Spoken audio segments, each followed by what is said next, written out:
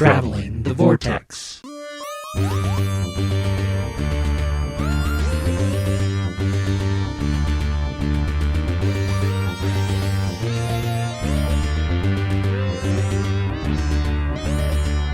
We've joined the Doctor as he's throwing away his lives as he travels the vortex and arrive at episode 432. I'm Keith. I'm Sean. I'm Glenn. How are you guys?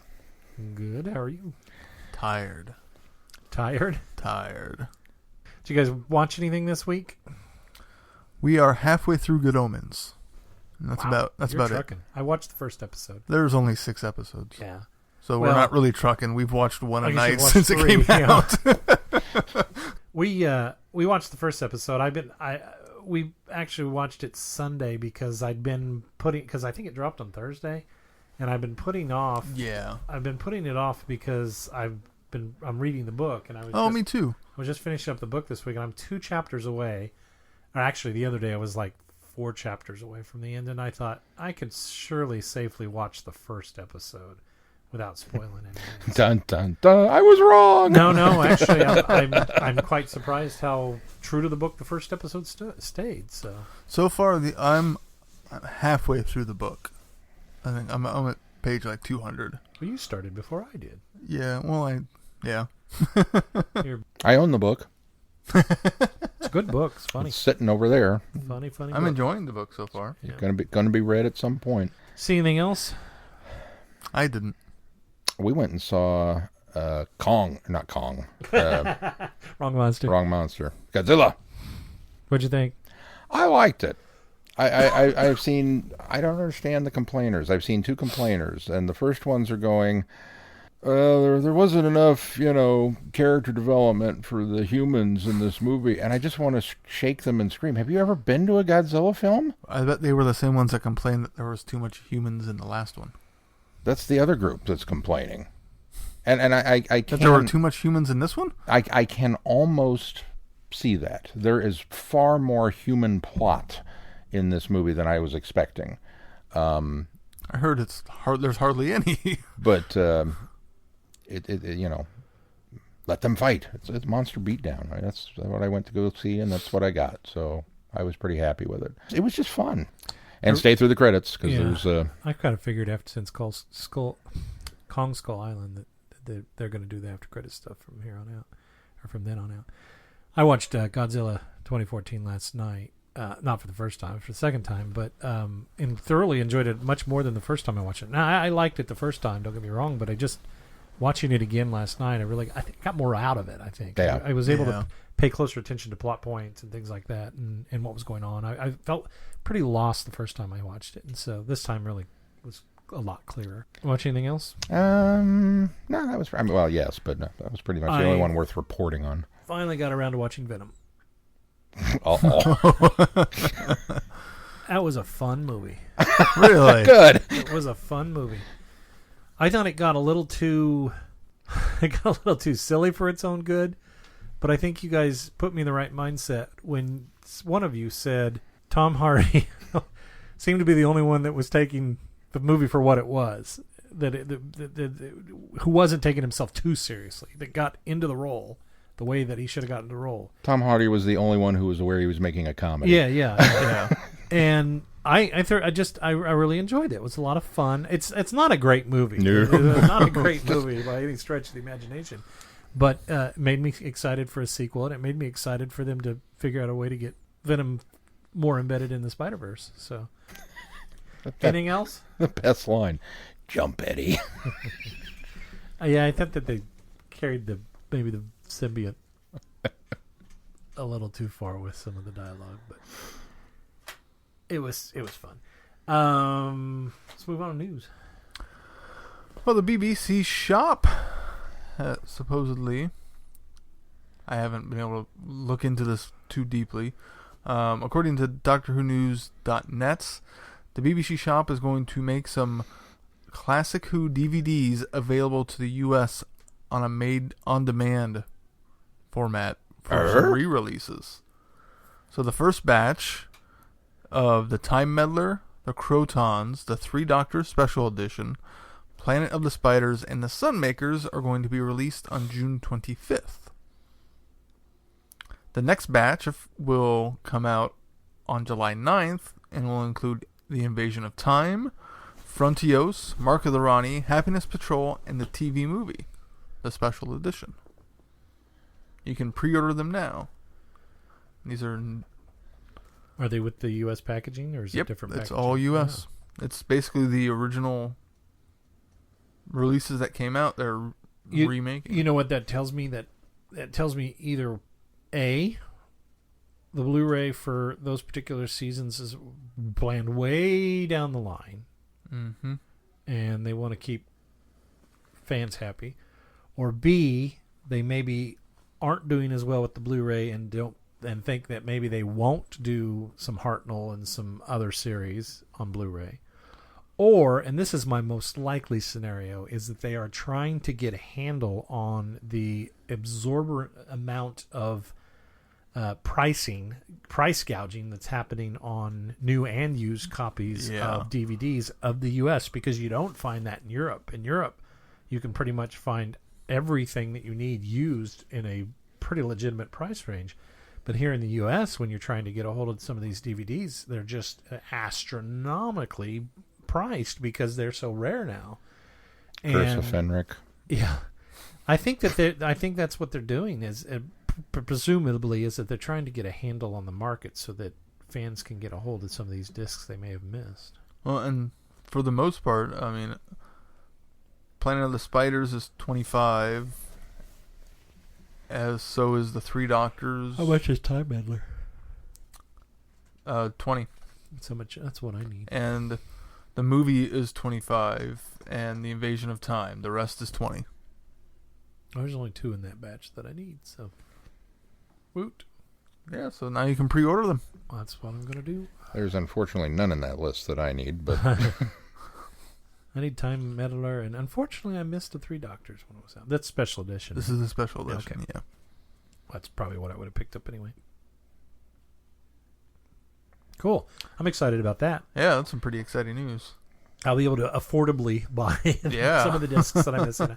I hope they keep doing that, until everything that I need's there. Yeah, especially some of the ones that have been out of print for a really long time. It'd be nice to bring some of those back. Yeah. So you might want to go pre-order if it's supposedly on a made-to-order basis. I'm not sure how they're doing that. Okay. well, made to order. If it's anything like Warner Brothers has a DVD on demand store, and it got to the point where basically because Warner through the years has just absorbed several different studios after Ted Turner bought MGM and had access to all of the MGM catalog, and then MGM and Universe or UA had merged at one point, and then Warner brought them, and so they've got their own catalog. They've been around for 70 some odd years, and then all these other studios on top of that. There's so much in their back catalog that they couldn't possibly release all of it on DVD, even if they wanted to. Mass To mass market. I mean, you would need a shopping mall sized location just to house the shelving units necessary. So they unveiled this video on demand where a lot of their stuff is available, where you just go, you look it up on their store and go, hey, I would like a copy of, say, Time After Time, and they'll print one for you. They actually go and they run off a DVD copy and package it and send it out to you, and it costs you about $20. And so a lot of the studios have started to kind of move into that model. Because it's cheaper to make them one at a time than video on demand, because them. They're still going to charge you the same price as if it was available retail, but they don't have to put out a whole production line of them. And Doctor Who, I think, definitely kind of fits into that niche market. Yeah. Well, and it cuts the middleman out too, so they don't have to pay. They don't have to mark up on a retailer, and they're not losing that money on that either. So. Mm-hmm. Or they can mark up on the retailer, I suppose, is the difference, because they sell them to the retailer at a lower price so that the retailer can then make a profit off of them selling it to the consumer. Now, BBC or Warner Brothers makes that full profit off of it. So, right. Exciting stuff. Promising news. Yeah. Anything else? That's it. All right. Well, should we move on to feedback? Yes. Our feedback this week comes from Jamie. Jameson Jamie writes,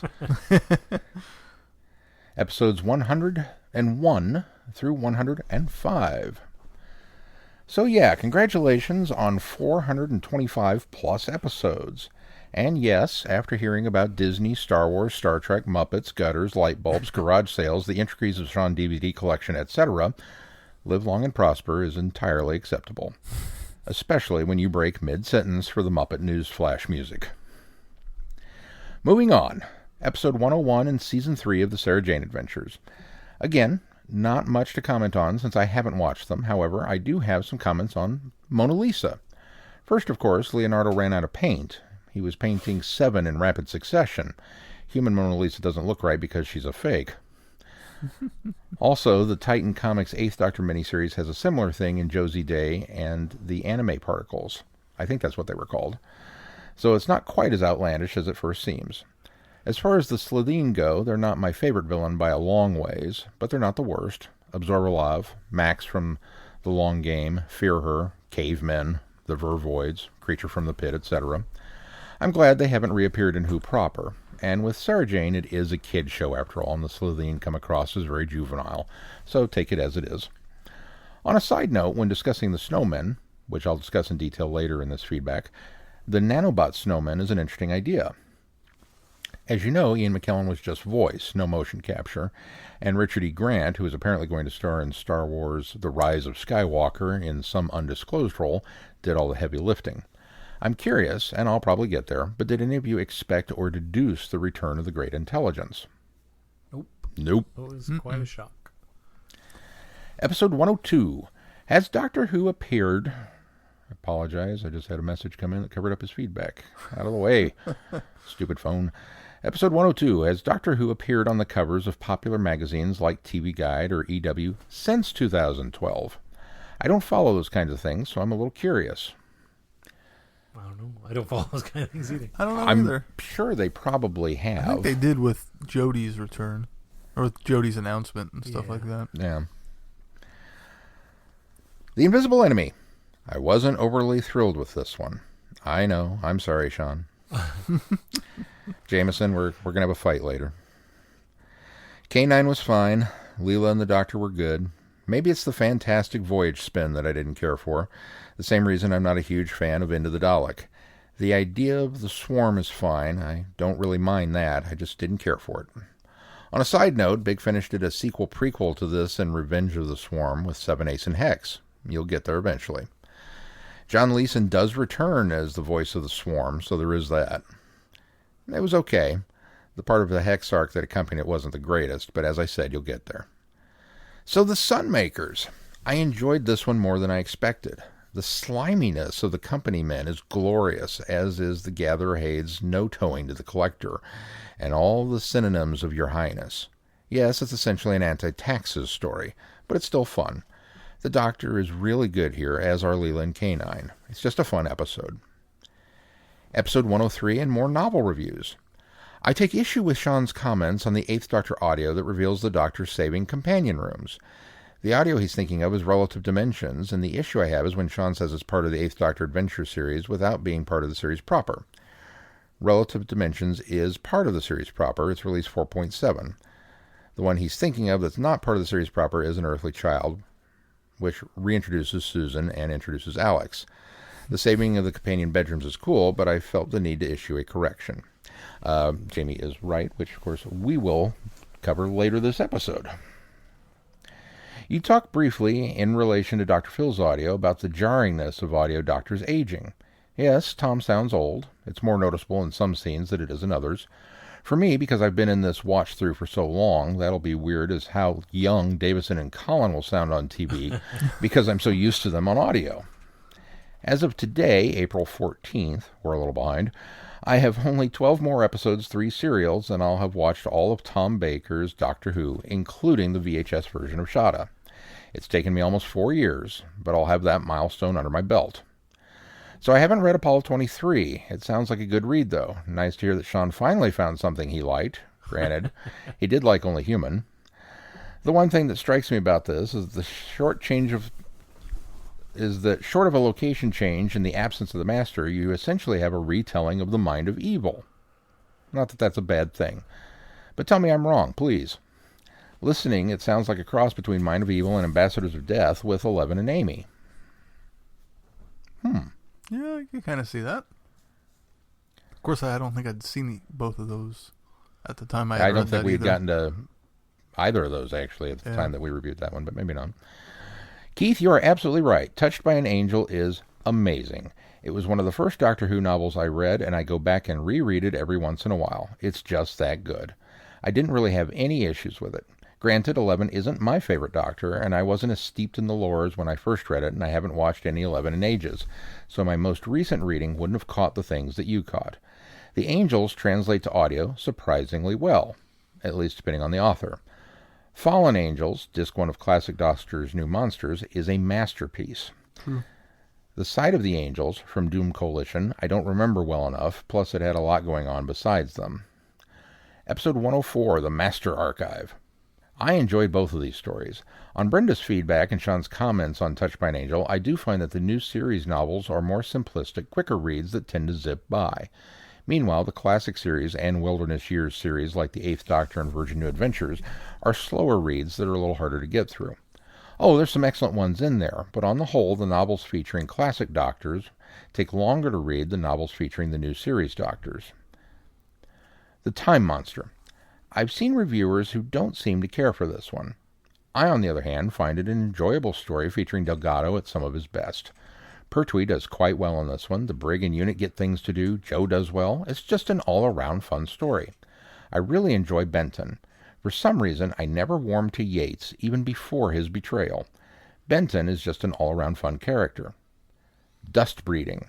It's the return/debut of the Master to audio, and it's a critique of art and artists of the type of social commentary that Doctor Who seems to do so well. It's a good sci-fi story. The Doctor and Ace do a good job, and the guest cast is ridiculously over the top. The two high-caliber guest actors are exceedingly good. Jeffrey Beavers is great as the Master, and a forgotten incarnation, having appeared on TV only in Keeper of Traken, is oft ignored because he's sandwiched between Delgado and Ainley, two powerhouses for the character. For those who love Liz Shaw, Carolyn John is unrecognizable. This husband and wife team certainly steal the show. Bev Tarrant is okay, and the rest of the cast does fine. The Krill first appeared in the novel Storm Harvest, which I have read, although I barely remember it. An enjoyable story, not a major favorite, but not a stinker either. Beavers goes on to bigger and better stories, Master being a personal favorite of mine. Episode 105, The Snowman. I enjoyed this one. I'm a rare fan who could care less about the Paternoster gang. I don't mind Vastra, Jenny's just kind of meh, and Strax is too over the top and silly. We need the return of the Sontarans, and we need them to be a credible threat again. Big Finish has done it somewhat, but apart from a semi-major appearance in Time of the Doctor, and apparently an appearance in Face the Raven that I don't remember, the only Sontaran we've seen since 2010 has been Strax. Chibnall, if you're listening, slap 13 and friends down in the middle of the Sontaran-Rutan War next season, please. But I digress. I'd second that. Yeah, I like to see it. I enjoyed Clara in this story. As I said before, the Clara arc with 11 is fine and enjoyable. I enjoyed the villain. 44 years between television appearances is impressive. Ian McKellen was good, as was Richard E. Grant. I thought the return of the Great Intelligence was well handled, as was Clara's sacrifice.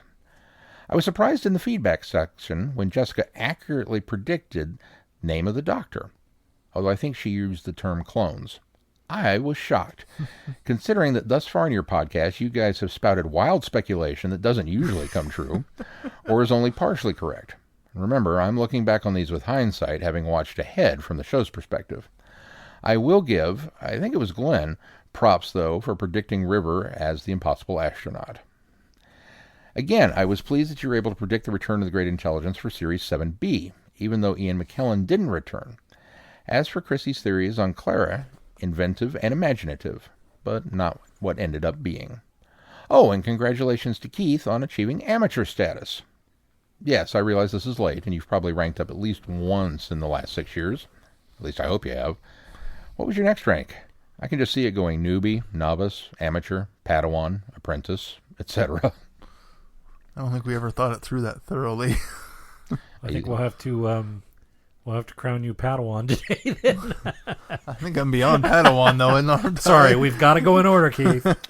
I can level up twice, right? I'd like to congratulate Jameson for predicting the next several levels of Keith's journey.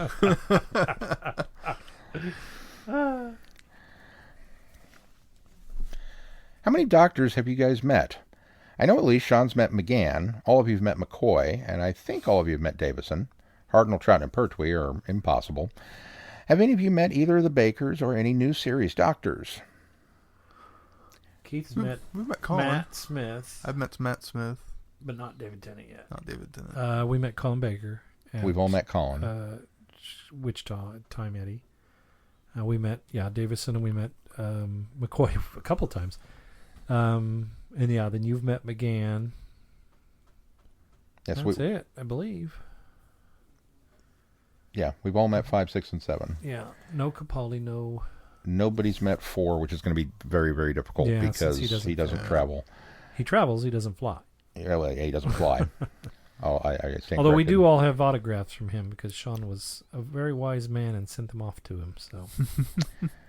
And then, new series is kind of hit or miss at this point. Yeah, So. I've met some of the companions from the new series, but none of the actual doctors. Also, have any of you seen the AM/PM commercials with Toomgis? Toomgis? I think he looks like a relative of the Candyman from Happiness Patrol. I don't even know what this is. So Isn't that the UK? That thing is horrifying. Turn it around here. Hold on, let me get a picture big. Once again, we're doing our best War of the Worlds impression. I wish you folks could see this at home. Oh my God. What is that? This looks like he's made out of food. Like what's he? He's got a cheeseburger for a nose. It's AM/PM commercials. AM/PM. We don't get that in our area, I guess. At least I don't watch TV. I don't know. He's got cookies for cheeks, a hot dog for a mouth. His body is made of donuts. All right. That's disturbing. It's more horrifying than the Candyman. Yeah, it is. That's all for now. For me, nearly 3 weeks have passed between episode 100 and sending this in. For you, there's been no gap. Well, yeah, there has. Still keep up the great work. Looking forward to the next 100 episodes of backlog. Keep it up, Jamie. Hopefully it won't be that much, Jamie, but I think somewhere along the line we did do the math. So, yeah. Thank you, Jamie. Thanks, Jamie. And if you would like to send feedback in like Jamie, Keith, where can they do that? They can send it directly to feedback@travelingthevortex.com, or if you're on our website, there's a nice little tab that says send us feedback. Just fill that out, and we will get your email. While they're on our website and they want to support us financially, Sean, how do you do that? Well, they can click the little Patreon button there, or they can go to our Patreon page directly and fill out a little form and give us your information and then give us some money. It really sounds much more complicated than it is. But any amount is welcome. It can be a one-time donation. It can be a recurring donation. And we very much appreciate the people who are currently on our Patreon page and support us, as well as those who would be interested in becoming patrons, because it is your funds that keep us literally being able to do this by paying for server space, etc. All right. Well, let's move on to our review. Death. Reviews. Death in Blackpool. Lucy Miller always loved Christmas back home in Blackpool. Her mum running a still frozen turkey under the hot tap at 10. Great-grandma Miller half cut on cooking sherry by 11. Her dad and her uncle arguing hammer and tongs about who was the best James Bond all through dinner. And in the afternoon, Auntie Pat harrying up to the house on the back of a moped weighed down with the ridiculous presents. Christmas 2009 didn't turn out like that. Christmas 2009, the doctor turned up. Bum, bum, bum. That really gives no indication of what this story is about. It's a lovely, lovely Say ridiculous synopsis. presents or a ridiculous amount of presents? This is ridiculous presents. With ridiculous presents, okay.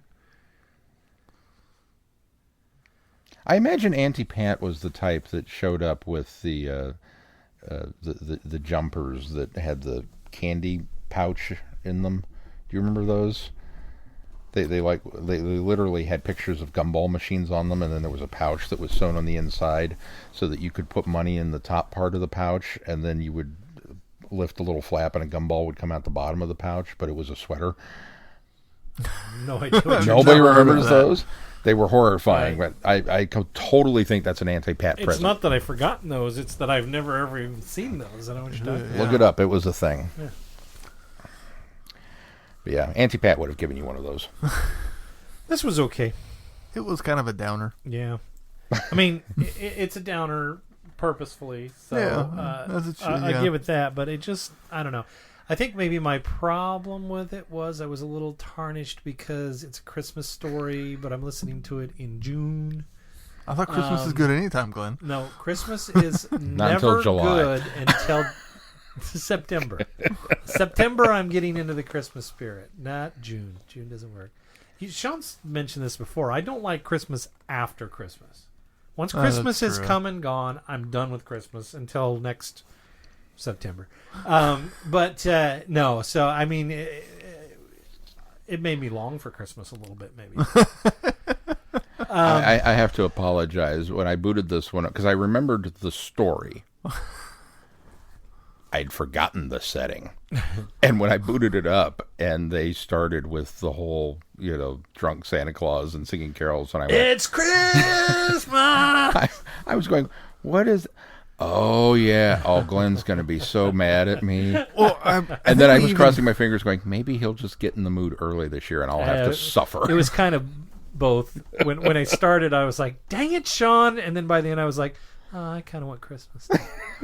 We might have had this conversation off mic, but the last Eighth Doctor story we listened to, Sean tried to say, well, it's a Christmas story because it ends at Christmas. No, because it was just setting up this story. He spoiled it. He spoiled it. We didn't even realize it. Yeah. You should take anything I say with a grain of salt. I likely don't remember what I'm talking about. It's okay. It's one of those things where I wish I were listening to these more frequently because I had to completely refresh myself about Auntie Pat because it's been so long that she had been not taken over. She died, and so the Zygon replaced himself with her as her.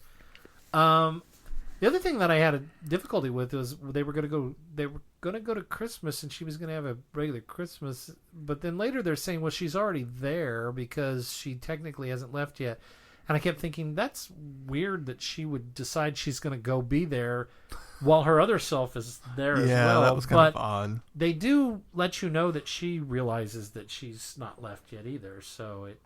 Although I did get wasn't there a drop line from Auntie Pat that something pulled them off course and made them land early? Yes. Okay, then that makes sense. That's why. Okay. Yeah. Yeah, they were a year early. But there was also a line from Auntie Pat about, I guess the Zynog pulled them off course a year early. Right, okay. And Auntie Pat was detecting their arrival at any point. Yeah. Drunk Santa was completely unnecessary. There's absolutely no reason for that character to be there. The entire first half of the story I find found rather confusing and almost unnecessary. The anti-Zygon, good try. It just seemed... I think it's a neat idea of this I just Zygon think they that's failed been... with it. I think they failed with it. The Zygon that's tried to... started taking over other Zygons and has been punished. It goes to some really weird non-Zygon areas. Yeah, but I think the whole not astral projection, but the forcing himself into her head so that she thinks that she's... That aspect was a little bit beyond a typical Zygon, but the idea that he's trying to find a new form, I thought was pretty interesting. Performances were good. I did enjoy it. It was pretty gut-wrenching at the end.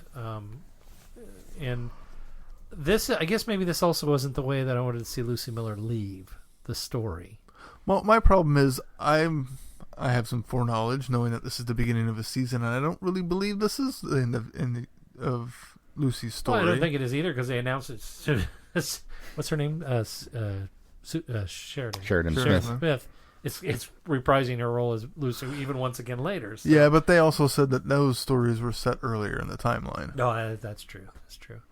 But no, knowing this is the kickoff of season 4, it's like, okay, this is not her departure. Again, I've seen the covers for some of the ones is. Never later. mind.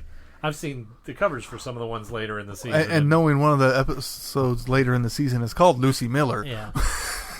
So no, you cheaters, you. This just wasn't the way that I felt like she should have departed from the story, even if it is for a short time. It just seems, I don't know. It was okay. I didn't hate it. It's the beginning of a season, and I think moving her aside, I think, gives them the opportunity to do some different stuff and kind of move in a different direction with the Eighth Doctor adventure. So I'm excited for that. But yeah, overall, I wasn't all that impressed with it. You are both not wrong. I thought he was going to say you're both absolutely wrong. No. This is the best Eighth Doctor story besides the movie. I liked it better than Orvis. No, it's I agree with Keith. I think the idea of the Zynot. It's not a Zynot, no. What was it called? No, Zynot's too on point. What was it? That would have been a much more clever name. No, it would have been too on point. Zynog. Yeah. Because it's Christmas. Oh, no. Because I didn't even think about that. I'm going to call it the eggnog now. the idea of the Zynog, I think, is brilliant. I really do. Because, obviously, Zygon society, there are going to be criminals among them. And what would a criminal do? And, what's a heinous crime on Earth? Well, we've got rape and murder and this and that. Okay, what's a heinous crime on Zygon? Oh, impersonating another Zygon, taking over their body. That's probably the as bad as it gets. That's probably the most epic of heinous crimes that you could possibly do on that planet. Is the ultimate identity theft. However, the fact that he's taking Lucy's identity is that's where it didn't work for me. Is because we spend so much time with Lucy in the coma and him trying to lure her out, basically just as a ruse to get to Auntie Pat. It's like, why not? The only Zygon we have any experience with in this whole run is Auntie Pat. We've come to like her as a character. We've come to respect Hagoth as a warrior and as a citizen of Earth now. That he's taken this upon himself to become this new character, this new person, and live out the life that Auntie Pat missed out on. So why not put Auntie Pat in the coma? Why not do it all from her perspective and have it be a battle of the Zygons and the Doctor and Lucy are frantically running around, and let Lucy have that emotional not being able to reach Auntie Pat and staying at her bedside, and the Doctor knows something else is going on. To me, that would have been a much more interesting way of doing it. There is only one reason why they couldn't do that way. And the only reason, and it's a lame, weakly reason because you could get around it, but the only reason they didn't do that way is so that she could overhear them talking about the lie that they've been telling, that they've been holding on to, keeping from her this whole time. Because she hears that while she's in the coma, because she can hear Auntie Pat, not anybody else. So I think that's ultimately why they did it that way, so that they could accidentally disclose that information to her. But it's a weak reason, but that's why they did it that way.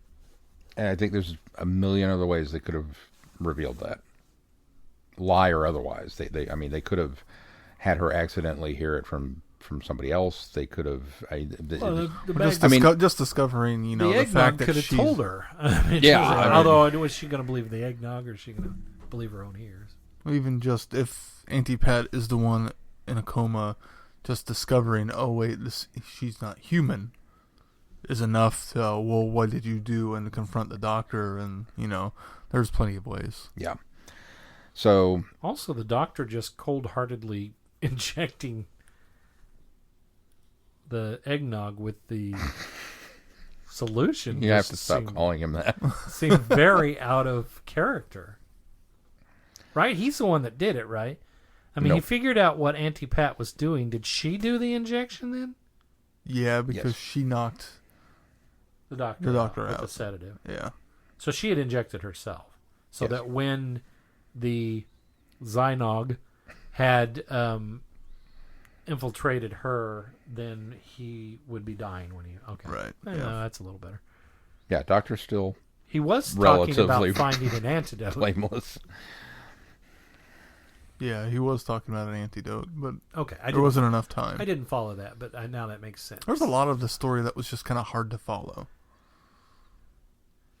I don't know. That was to me. That was the only part that I felt was hard to follow. Was that I got lost in? I had a hard time following it up until the car crash. Once Well, it's once because Lucy got in the coma, then I was able to follow it's it much because easier. it was just a comedy of errors up until then is the problem. So Chaos. yeah, it was very chaotic. I don't know. And we had a drunk Santa yelling, "It's Christmas!" every 5 seconds. It's Christmas. I did come to like Santa eventually. Well, he becomes a likable guy, but he's still unnecessary. I agree. He's very unnecessary. And initially, it's like, oh God, and even the doctor was like, no, we're not going to give him a lift. The TARDIS will drive. It's kind of, Well, then he gets a job as a porter, which I think is a great thing for him because he'd lost his job as Santa. But is the alcoholism a symptom of the fact that he lost his job, or is he always an alcoholic? And do you really want an alcoholic on the payroll acting as a porter at the hospital? I don't know. how many bodies get lost this week? There's I enjoy Sheridan Smith and her, as you said, the performances are great. And so the idea of kind of Lucy being trapped inside her head, okay, that's kind of a cool one, but by the same token, Lucy seems to be trapped inside of something outside of her body a lot. yeah, we've had that before. In fact, we just had that in the Eight Truths, and it was handled so much better. And Lucy was so much more in command. She had agency. She was in charge. And in this one, she's just wandering around lost. I mean, admittedly, she thinks she's dead, but I don't know how I would handle that if I was in her shoes. So. But she didn't really seem like Lucy Miller. But she didn't seem like No. Lucy Miller. She was on her back foot through the whole thing. I agree. And so that's another part of it that is it's difficult. And I applaud them for wanting to go this route and kind of pull the rug out from under us by giving us this fake death scene, especially for a character that started off that we were all ugh, and then really got to appreciate and like, and then to hit us with that, I think it would have been truly a emotional gut punch, but it just didn't come across right. For me, who's been expecting Lucy Miller to die since last season, I at no point, maybe it's because I've been waiting for her to die and she hadn't, but I at no point in this believed that she was dead. At no point did I believe that she was dead or was going to die in this story at all. Even after she got hit and they couldn't, she couldn't respond to them and they couldn't respond to her because she was in this coma. I had no doubt that she was going to come out of it somehow. Now, I didn't expect her to leave at the end, which I thought was that was a bit surprising. But I didn't. Yeah, I don't think I expected her to die, even with doing that, especially doing that early in this particular story. So, Had it been a season finale, I would have bought into it a little bit more. But knowing that it was the beginning of the season. no, too. you know what? I would have probably bought into it halfway through a season because that's when you wouldn't suspect that something like that's going to happen, because you do expect it at the end of a series, and you almost mildly expect it at the beginning of a series if they haven't died in the end of the last series. So I think maybe that's where it was placed. I didn't think it was necessarily going to happen. It's kind of an anomaly in Doctor Who, though, because normally it's always a season ending sort of thing, or maybe in the with middle. the new series. With more, and this is trying to mimic the new series more than the classic series. It's very rare that a companion would leave at the beginning of a story or at the beginning of a season. Even on the classic series, I don't think that was very common for the beginning of a season. It's true. I also think it's frustrating that we... Although they've had doctors leave at the beginning of seasons. One episode in. Yeah. I also think it's frustrating that they played the... what I've come to think of as the supernatural card. Because there are elements of Lucy being dead that are kind of played off as, okay, she's dead, so there's, where's the light, where's the this, and they kind of play some fun with that, and you're never really sure, okay, is this just the coma talking? Is there a science element behind that he's influencing her and allowing her to have this? And then there's the Santa element, because he has some knowledge of some things that he probably shouldn't. And maybe it's lucky guesses because of the booze. But they kind of kept alluding that maybe he actually is Santa. I thought they were heading that direction. I thought they were heading that direction early on, but then they dropped that like a they lead did. weight. Yeah, they just backed off of that altogether. And it's like, well, okay, pick one or the other. If you're going to go that way, you got to give me a reason that you're going that way. If you just kind of hint at it and then drop it, then don't bother. Right. He's just an alcoholic mall Santa, I did enjoy Jake McGann as Alec. Or no, I'm getting ahead of myself. That's the next story. Well, should we move on? Let's move on to the next story. An earthly child.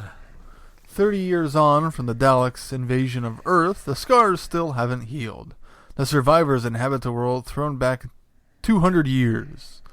A world of crop shortages and civil unrest. A world where the brightest and best of its young people are drawn up to the xenophobic Earth United group. A world sliding into a new dark age, believes Susan Campbell, widow of one of the heroes of the occupation. A world in need of alien intervention. A world in need of hope. But as Susan takes drastic action to secure the planet's future, she's oblivious to the fact that her student son Alex, ensnared by Earth United, is in need of alien intervention too. Or so Alex's great-grandfather thinks.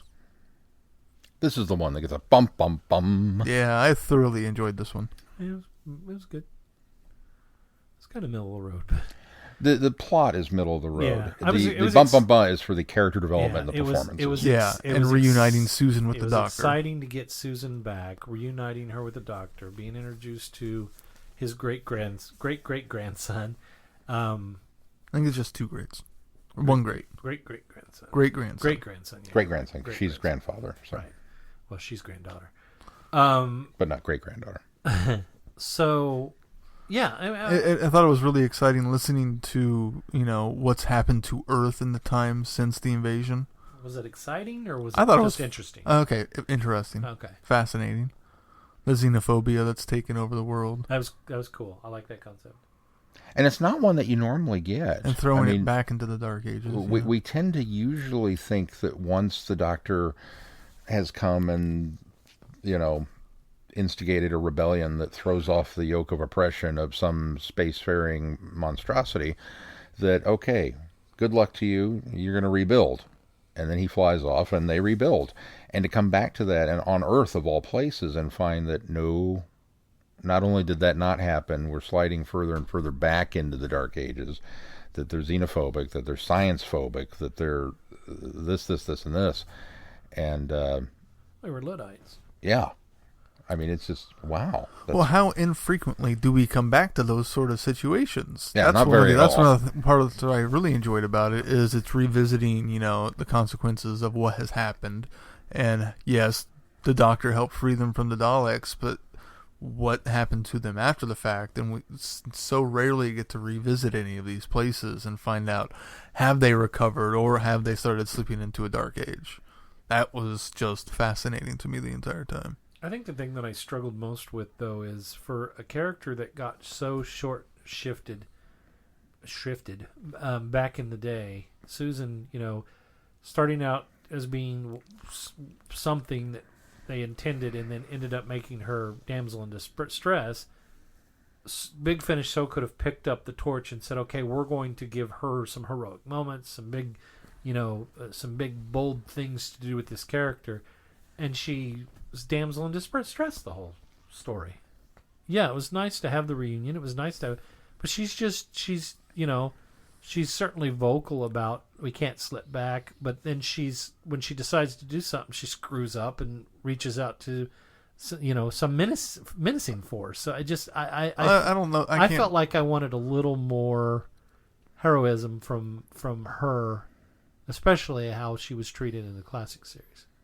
I think she did have some of that. I don't think she can be at fault for, the first alien species that contacts her are a menacing threat. I mean, no, she can't be. But that's not within her control. But it's within the writer's control. Well, yes. That was my problem. But then the writer no wrote her drama that otherwise. way. Well, I think you could have had drama. I think you could have had somebody else be the one that's making contact. Well, not even that, but yeah, with maybe some of her encouragement. But I would like her to have seen the threat sooner. She's a smart, intelligent woman now who had dealt with rebuilding society with her husband David after the Daleks attacked. She's from the Doctor's stock, so I would hope she has some sort of that ability in her. Yeah. She's Gallifreyan. Yeah, she, whether she's a Time Lord or Time Lady, however you want to refer to this, and maybe that's another topic that we're going to have to bring up at some point in time, is whether or not the Time Lords are the actual race or the Time Lords are the people who live up on the hill. All the impressions I've gotten is that it's the people who live up on the hill. But regardless, it's everybody inside the Citadel. Regardless, Right. She is certainly Gallifreyan and probably educated at some point in the Citadel, and she's traveled with the Doctor, and she's of his stock. And there's all these reasons that, and she's traveled. Well, she should have known that this creepy voice on the radio was creepy voice on the radio. Yeah, look how Right. gifted she is in high school that Ian and Barbara had noticed. I mean, she's obviously a very intelligent woman. She does some intelligent things even in the classic series, but just this, I don't know, that she just was too much of the helpless victim in this for me. I did like the one thing that I felt like they completely did wrong with this story, bringing her back. I do like the action she went into once Alex was in danger. That she didn't sit back and let the Doctor just go off and save him. That she went along too. Mm-hmm. They could have easily just sidelined her completely through that entire action sequence. Yeah, but then it relegates her to mom. You know what I mean? It just, of course she's going to do that because it's her son. So I don't know. I just wish they could have done better with it. For all the things you guys mentioned, it was good. It was nice to see the reunion. It was nice. The performances are really good. Again, and as I was saying before I launched into, before I actually got to the episode, I got ahead of myself. Jake McGann was great. I thought he did a tremendous job as Alex, which I think is very cool that he's playing the Doctor's great grandson, and he's actually the son of Paul McGann. A little bit of Doctor's daughter there going on. But it just, yeah, it was an okay story. For being a bonus episode and us, maybe it's because the anticipation's been so long. It's been so long getting to here. Me knowing that there's this reunion episode out there, and maybe my expectations and anticipation was set just a little too high for it. But no, it was good. You guys should point out more of the good things. That's why you shouldn't read ahead. Just really bringing it down. Well, I mean, I wasn't reading ahead. I knew that this episode was out there. You can't help it when you've got, Big Finish subscriptions, or stuff's coming down the pipe, or things are being advertised. There's no avoiding it. It's not like I went in and actively found out what the story was going to be about. I see the covers of these things all the time. You can't avoid them. No, the reunion in and of itself. These are two actors that. Go ahead. I'm just. You're probably going to arrive on this, but I am so grateful of Big Finish for acknowledging the moment in the Five Doctors, because it's not. Yeah. Do you remember the time? How's it been since, or what have you been doing since you left me here on Earth. It was, what have you been doing since that time we were in the Black Tower? And I was like, oh, wow. The last time I saw you, there were 5 of you. Yeah. Or something. Yeah. No, these are 2 actors who are very, very intimately connected to their characters. And so to have them come back and know them so well and the relationship that they have, but yet not these 2 characters to each other. I mean, Susan obviously is a very known quantity to, why am I blanking on her name now? Caroline Ford, thank you. And Paul McGann obviously knows the 8th Doctor inside and out. And we know Susan's relationship to the Doctor in regards to the first Doctor. But they're all grandfather. Right. But then to see them come together in these 2, and how you don't really necessarily realize how paternal the 8th Doctor is until you put these 2 in a room together. And it's warm fuzzies from the moment they start talking to each other and realize, she realizes who he is. It really is just a magical scene. And I like the slow fact, reveal to it too. Yeah. The fact that we don't just dive in right away, that we build to this reunion, and the hints that, oh wait, well I thought I saw you in the audience, and all this stuff of just slowly building there was just delightful. The amazing thing about the chemistry being so well performed in those scenes is, did either of you guys listen to the interview afterwards? Mm-mm. Paul McGann had no idea that Susan existed in the series. He had no idea that the Doctor had a granddaughter. He had no idea that any of this was... He had no idea that Carol Ann Ford was literally reprising her own role as Susan from the series. Really? He had no idea. Which just blew me away, how disconnected... I had a hard time believing that. How disconnected from the series he actually is. Maybe just the early series, though. I mean... It must be the early 60s that he doesn't know. Probably. I don't know. That was the impression I got. He's at least aware. He was more aware of it when he was cast, I'm sure. Yeah, you're going to remember this was recorded, 8 years ago? Yeah. That's what he says. That's really what he kinda... says, and it came across genuine to me. I don't think he was lying. No, I don't. Why would he lie? But well, that's even more impressive then, that the chemistry comes through that way, because they have it. I also like the fact that while initially I wasn't sure about Alex as a character, because I wanted to like him, obviously, he's Stock, he's the grandson. He does such questionable things, and he's so easily led astray. And oh, you want an alien? Ta-da! And turning people in. But yet it's very easy to see why. I mean, he's kind of the rebellious teenager. He doesn't know where his roots are. Right. He is the rebellious teenager. He's at that age where he's easily influenced too. And it's easy when you've got a large group of people that are spouting these anti-alien things to fall into that as a young impressionable youth. Now, maybe it's just me. When I first listened to this, I listened to it in the order that we did it. I listened to it right after Death in Blackpool. And that's not necessarily where it falls in the production order or even in the release schedule for Big Finish. It just happens to be this is a bonus release that came out, and it features the 8th Doctor. And when I listened to it, it just happened to work that I think it fits here.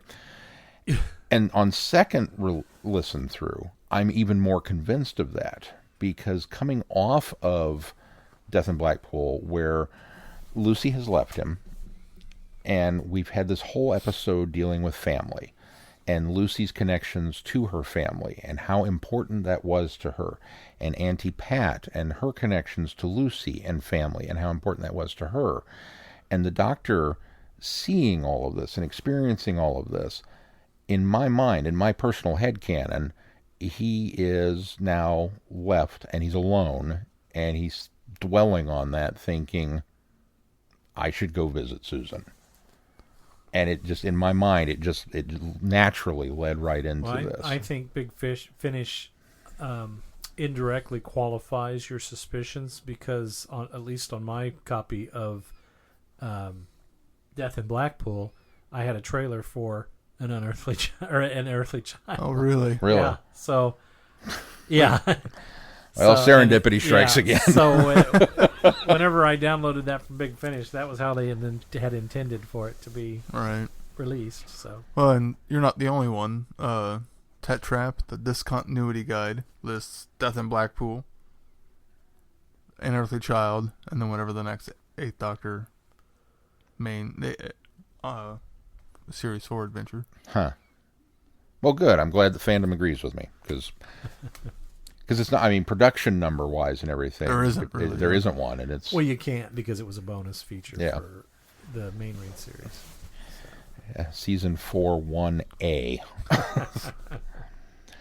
But yeah, that's kind of where my brain slotted it in there and went, yeah, this is why he's there. He's lonely. He's needing that connection. And I like the fact too that you mentioned the kind of delay in going to talk to her, that I think he's a little hesitant still. Because, he did what was right for her, and he knew it was time for her to, be pushed out of the nest. But yet, he essentially did abandon her on Earth. This war-torn... To pick up the pieces and I do like that she doesn't, unlike Sarah Jane in School Reunion, she doesn't really hold any animosity for that from him. Yeah. That he did that. And I think ultimately because she did lead a very happy life up until a point with David, and she does have a son, and so I don't think she has any regrets. And I think if she could do it all over again, I think she would. She might try to convince people a little earlier that they're sliding backwards, but right. No, I really, it was nice to see a reunion without any sort of holding any sort of grudge against him for what he did. So I've got a headcanon of the Doctor took Susan away before she finished her, Time Lord Academy. And when you graduate is when you get given your regenerations. So that's why we haven't had Susan back in another form, is because she hasn't been gifted those regenerations yet. She's just a Gallifreyan. She's not a Time Lord. How does River get her regenerations as a young child then? She is an anomaly. I don't know. The TARDIS gifted her. Yeah. She was born with a time head. She has a time head. Well, and who knows? Maybe, I don't know when they become actual Time Lords, and maybe the Doctor was a late graduate and already had his granddaughter. I don't know. I think if you adhere to their canonicity, or continuity anyway, I think the Virgin New Adventures novels are going to have a lot to say about that stuff. So we'll get there eventually. When I was a young time Of course, River wasn't actually, the Doctor's, genes at all. So it doesn't matter, because she was imbued with, because she was born in, or conceived in the Vortex. Right. So, but Susan wouldn't have been. But we do understand that she has the physiology of a Time Lord. Yes, granted, she is an anomaly. But not 2 hearts. But she's an anomaly. She doesn't have 2 hearts. River doesn't, but Susan does. You're right. River doesn't have 2 hearts. She just has the ability to regenerate. Yeah, maybe you can't use it as precedent then. I don't think you can. Because she isn't Gallifreyan, she's something else. This is a fascinating topic we're off into the weeds on. We are. I'm going to suggest, believe it or not, I'm going to suggest we table this and save it for an episode. Well, yeah, because now you're excited because you're like, oh, now I've got another episode topic. You're right. Anything else you guys want to discuss about this particular story? This is one I think I'd revisit quite often. I don't think I'd come back to it a lot, but I could listen to it again. Kind of comfort food. Specifically for the mythos and the lore that it lends to. Yeah. I have a feeling anytime after I watch Dalek Invasion of Earth, I'll want to go listen to this. Yeah. Could see that. Be a nice follow-up. Yeah. All right, well, what do you got coming up on the schedule, Sean? Well, coming up the schedule for the month of June next week, some more Big Finish action as we go to the 10th Doctor Adventures, episodes 1.2 Time Reaver and 1.3 Death and the Queen. That will finish off the first box set of David Tennant and Catherine Tate. I'm really having trouble with names tonight. Catherine Tate, thank you. The following week, Shada, again. We'll be taking a look at the new animated reconstruction of the story, and possibly talking a little bit about the Ian Levine animated reconstruction, comparing and contrasting if our own inebriated mall Santa is good to us, and put something in our stocking. And then if you haven't started reading, you might want to get started. Lethbridge Stewart, The Laughing Gnome, The Danger Men by Nick Walters is 3 weeks out now, so we'll be covering that. And then tackling the Big Finish Diary of River Song the next 2 weeks, which is a change. I don't know if we necessarily talked about that on air, but it did get updated on the website. So we'll do the first 2 episodes of that box set, and then the following week do the second 2. And that takes us into July, so lots of Big Finish on the horizon. But again, we are celebrating their 20th anniversary year, so it's to be expected. All right, very good. Well, anything else we need to do before we close this program out? If that's going to do it for this time. Until next time, I'm Glenn. I'm Sean. I'm Keith. Cheers. Good night, everybody. Be seeing you. Thanks for listening. You have been listening to Traveling the Vortex. Doctor Who and all of its associated programs are owned and trademarked by the BBC. No infringement is intended or implied.